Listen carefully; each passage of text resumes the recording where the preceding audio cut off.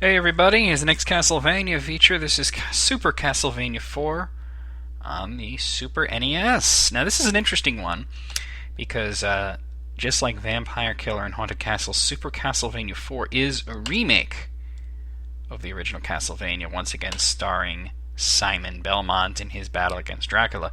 Now, for some reason when they brought this one to America, they downplayed the fact that it was a remake and tried to make it sound like it was a sequel, meaning that it took place after Simon's Quest. Check out the background. I love that skull island. This has got very improved controls, graphics, and of course there's the music. Unfortunately, I can't hear it while I'm recording, but there you have it.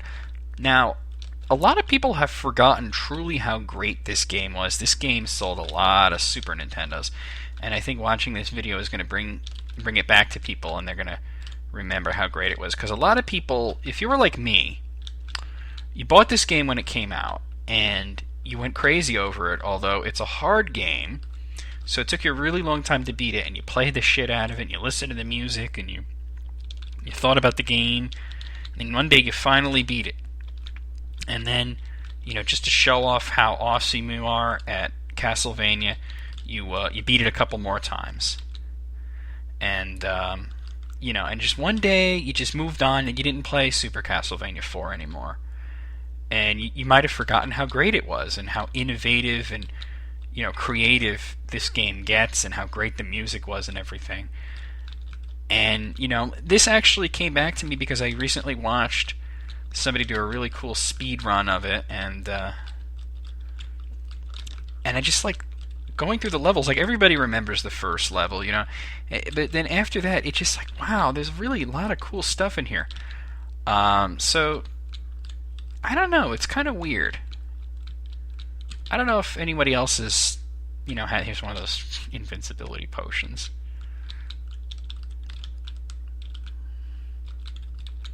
Oh! Simon makes the most fucked sound when he gets hit. He's like, "Arr!" Like a dog, he sounds like.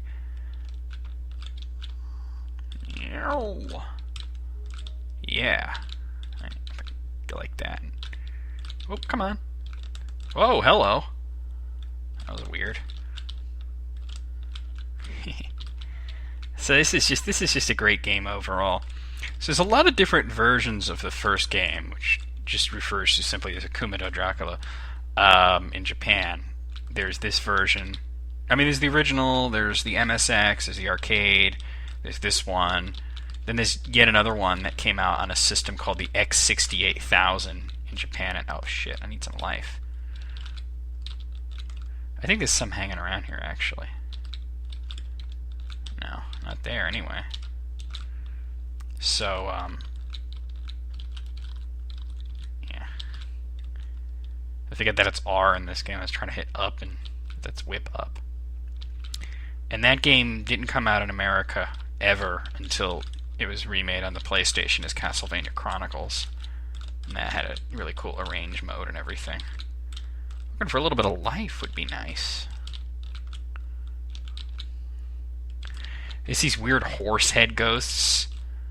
I always thought that was something really unique to this particular game. You don't see them, but then they actually turned up in Portrait of Ruin, which I thought was pretty cool. Yeah, that's a heart, though. That's not what I'm looking for. I'm looking for some life. Life, motherfucker, life. Damn. I missed him, and then he fucking bit my ass off. Ah, well, no big deal. Castlevania games gotta be a challenge. I love the death animations in this. The enemies just, they don't just disappear, they fly apart, It's pretty cool. Because, it can have so much more on the screen at once than the NES, so they can do things like that. Like the skeletons flying all over the place. There's this one level that's like all skeletons and bones, and you fight a giant skull at the end called Puixil. It's interesting, there's these two bosses in this. One's called Puixil, the other's Coronat. It seems just like random weird nonsense words, but Puixil, spelled backwards, is licks you up. Whoa, that was my bad. And Coronat, spelled backwards, is not a rock. Now, you see in the background there's like horses and shit, so you're like, this is like a villa where there's like horses and shit, you know, and there's like ghosts of horses, so I thought that was pretty cool. There's a regular, typical Castlevania style ghost right there, and there's another one.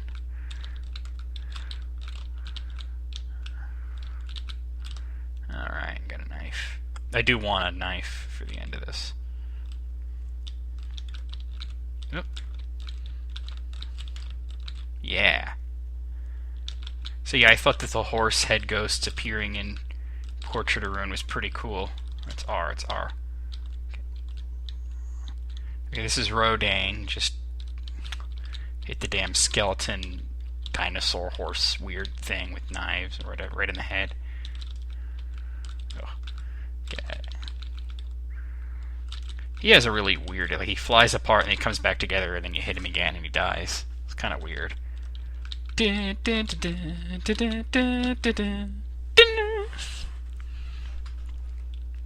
So pretty cool.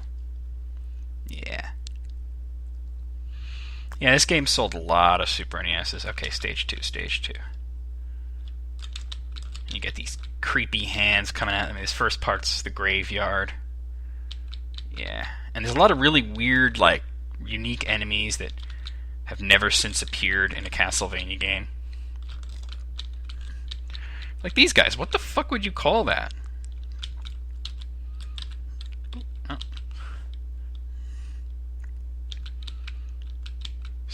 And these weird armadillo guys coming up here. Gotta watch the spikes. Much like in Mega Man, the spikes will kill you instantly in this game. Alright, up we go. Jump, jump, jump. There's a bunch of like stuff there, but I don't really care. Jump, jump. Jumpity jump. Another one of these weird dudes. I don't know what you would even call them. Leaf men? Because I think they're made of leaves. Oh, forgot about that guy. And then there's that weird guy that these weird zombies, and then when you hit the zombies, that like fucking flame flies. Is that their soul? Like, I don't get it. This is the part with the mud and the birds. You hit the birds, feathers fly everywhere. I mean, there's just a lot of cool effects. And you guys got to remember, this came out early in the Super NES's library. It was one of the... I think it was a launch title. If it wasn't a launch title, it was very close to being one. Yeah, I don't want that really that much. Those frogs are annoying. And the frogs would be in Symphony of the Night. So I thought that was pretty cool. Okay, up. Die. Die. Come on. Yeah. For some reason, this is one of my favorite parts, this bridge. I don't know, I just like it for some reason. And there's the first appearance of those guys, which would appear in almost every Castlevania game, the Unes. I just love the effects in this game. This game is awesome. You're doing a pretty good job of playing it on a keyboard. Here's Medusa, bitches! Now this is weird because Medusa is all sorts of naked here, and nobody seemed to have a problem with that. Nobody really noticed that she's completely topless there. And it's weird because in level 5 there was these statues like in the background that you can barely see. They're like way in the background, and they were like statues that had boobs, and they censored them. It was like something I never even noticed. They're so far in the background. This is still level 2. Some of the levels have where the bosses aren't exactly at the end.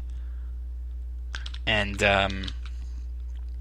those weird giant fly guys, they've never appeared in another Castlevania game again. They're due to make an appearance, I think. Maybe in the next one for the DS. I've heard they're working on it. The current keeps changing in this level. You gotta be careful about jumping, because if you touch those orange spikes, you're dead as shit. So, what was I saying? Oh yeah, so they censored these statues that are in the background that you can barely even notice unless you're really paying attention, because, you know, you can't have a statue with boobs on it. And those hands will grab you and shake all your hearts out of you. But you can have, like, a fully, like, completely topless Medusa. And that wasn't censored at all. I mean, admittedly, she doesn't seem to have nipples, but neither do the statues. So it's just, I don't know, it's just bizarre. Like, who the fuck comes up with what to censor and what not to censor?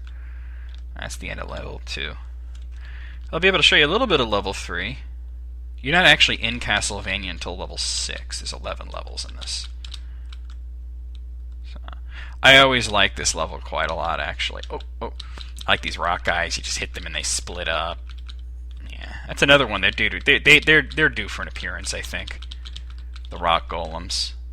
I mean, there have been enemies similar to that, but I mean, where you hit them and they split up like that. I think that they're due for another appearance. There's a lot of enemies in this that have never appeared in any other Castlevania game. You know. Wait, let me just drop down. What am I doing? Yeah, there we go.